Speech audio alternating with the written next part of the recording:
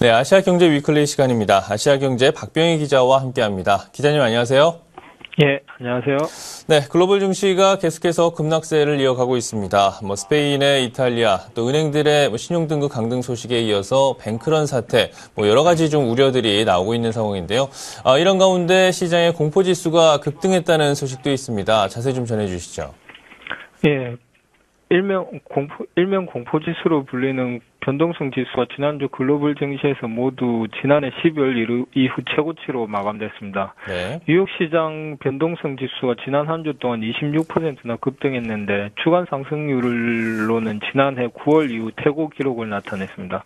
종가는 올해 처음으로 25선을 넘으며 25.10을 기록했습니다. 유럽 변동성 지수도 급등했는데 유럽 스탁스 50 지수의 변동성을 나타내는 V스탁스 지수와 그리고 독일 증시의 변동성을 나타내는 VDAX 지수가 지난주 각각 16.5% 그리고 16.8% 급등했습니다. 이에 따라서 지난 17일 날 V스톡스와 VDAX 지수가 각각 28.25, 34.48의 올해 최고치를 기록했습니다. 급등한 변동성 지수는 단기적으로 기술적 반등 가능성을 암시하기도 하지만 기본적으로는 한동안 높은 변동성 상황이 지속될 것임을 암시합니다. 그리고 또 추가 급등이 이루어지면 말 그대로 투매로 이어질 수 있음을 뜻합니다.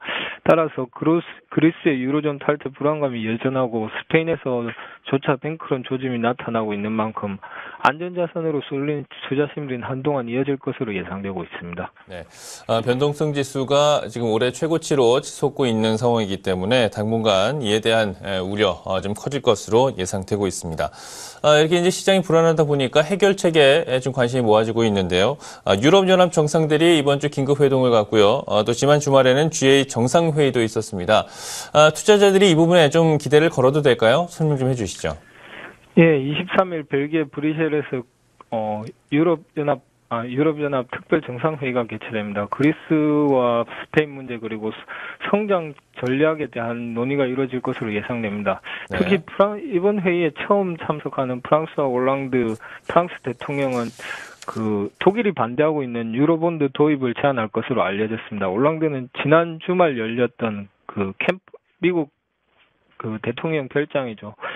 캠프 데이비드에서 열린 G8 정상회의에서도 유로본드 도입이 자신만이 원하는 것이 아니라는 것을 알았다고 하면서 유로본드 도입을 제안할 것으로 알려졌습니다. 그래서 이에 대해서 이제 그동안 반대를 해왔던 앙겔라 메르켈 독일 총리가 어떤 입장을 나타낼지가 관건인데 지난주 G8 정상회의에서도 그리스 같은 경우에 유로존에 남기를 원한다고 정상들이 합의를 했지만 해결 방식에 대해서는 이견을 보였기 때문에 이번 23일 정상회의에서도 좀 논쟁이 있지 않을까 그렇게 예상이 되고 있습니다. 네, 원칙적으로는 이 문제를 해결하기 위해서 각국 정상들이 머리를 맞대겠지만 실질적으로 지금 해결책이 나오기는 좀 힘든 상황이라고 또 볼 수 있겠습니다. 지난주에 관심을 모았던 이벤트 중 하나가 또 페이스북의 상장이었습니다. 최고의 흥행 카드로도 불렸었는데 기대에는 미치지 못한다는 평가를 받고 있습니다. 다른 SNS 업체 주가까지 좀 하락세를 보였는데요. 이 부분도 좀 설명해 주시죠. 예, 결론부터 말씀드리면 페이스북 상장이 뉴욕 증시에 큰 호재가 되지 못했습니다. 네. 18일 나스닥 증권거래소에 상장된 페이스북은 개장 시초가가 공모가 대비 10.66% 오른 42.05달러였고 초반 18% 이상 오르며 45달러까지 치고 올라갔습니다. 하지만 전강 후약 흐름을 보이며 상승분을 대부분 반납하면서 마감은 결국 공모가 대비 0.61% 오른 38.23달러로 거래를 마쳤습니다.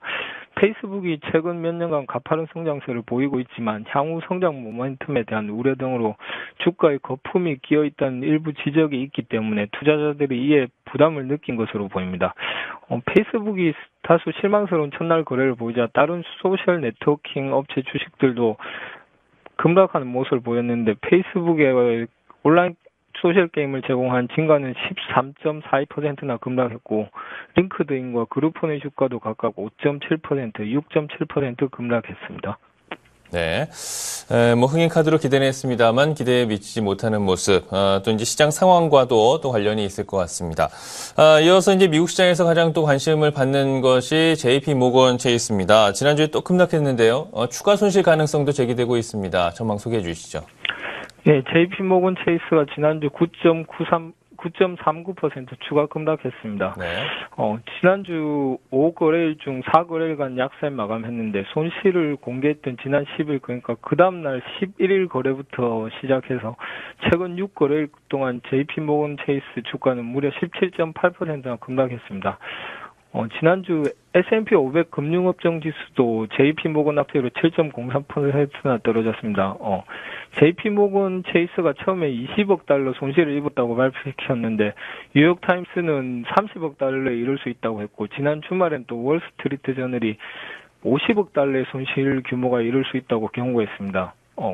손실이 얼마나 더 커질지 알 수 없는 상황인데 파이낸셜 타임스의 경우에는 그 시장 관계자들을 인용해 JP 모건의 위험 채권 보유 규모가 1,000억 달러 이상이라고 보도했기 때문에 앞으로 손실 규모가 얼마나 될지는 좀 더 지켜봐야 될 것 같습니다. 이에 따른 부담도 이어질 것으로 예상됩니다. 네, 20억 달러 초기에는 이 정도로 좀 파악이 됐었는데 지금 50억 달러에 이를 수도 있다는 전망이 나오고 있기 때문에 또 추이를 지켜봐야 되겠습니다. 유럽의 재정 위기와 관련된 지금 시장의 추이, 또 미국 시장에서 관심을 가지고 있는 페이스북이나 JP 모건 체이스에 대해서 말씀을 드렸는데요. 이외에 이번 주 주목할 이벤트들 어떤 것들이 있을까요? 네, 이번 주 발표될 미국 경제지표는 다소 개선이 기대됩니다. 블룸버그 통신 주택 판매가 늘어나고 내구재 주문 증가율도 상승 반전이 기대된다고 전했습니다. 네. 하지만 유럽 변수가 여전한 만큼 시장에 큰 호재가 될지는 좀 불투명한 상황입니다. 유럽과 중국의 경우에는 24일 제조업 지수가 공개되는데 모두 기준점 50을 밑돌면서 경기 위축을 보여줄 것으로 예상됩니다. 특히 중국의 경우에 HSBC가 공개하는 4월 제조업 구매 관리 지수가 주목되는데 최근 이 지수는 6개월 연속 기준점 50을 밑돌고 있습니다. 이번 달 역시 좀 전망이 불투명한 상황에서 지켜봐야 될 것 같습니다. 또 일본은 23일 무역 수지를 공개하고 이날 일본 중앙은행인 일본은행의 통화정책회의가 열리게 됩니다. 최근 엔화 가치가 다시 상승하면서 달러당 79엔 선에서 거래되고 있는데 일본은행이 어떤 대책을 내놓을지 주목해야 될 것 같습니다. 네, 주목할 만한 이슈 또 살펴봤는데요. 대외 변수들 이번 주에도 호락호락하지는 않을 것 같습니다. 아시아경제 위클리 아시아경제 박병희 기자와 함께했습니다. 고맙습니다. 네, 고맙습니다.